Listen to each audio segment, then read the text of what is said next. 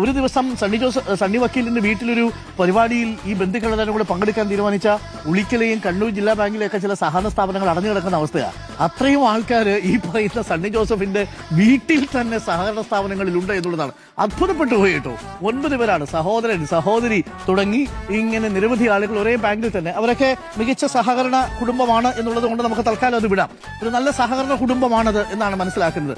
Daisy Thomas ഭാര്യ സഹോദരിയാണ്. Eruvessy service സഹകരണ ബാങ്കിൽ നിയമിച്ചു. ജോഷി തോമസ് അളിയന്റെ സഹോദരനാണ്, അളിയൻ തന്നെ. അദ്ദേഹത്തെ തലശ്ശേരി രൂപത എഡ്യൂക്കേഷണൽ കോപ്പറേറ്റീവ് സൊസൈറ്റിയിലാണ് നിയമിച്ചത്. ആശ റോസ് ബഹുമാനപ്പെട്ട മന്ത്രിയുടെ മകളാണ്. കാരശ്ശേരി സർവീസ് സഹകരണ ബാങ്കിലാണ് നിയമിച്ചത്.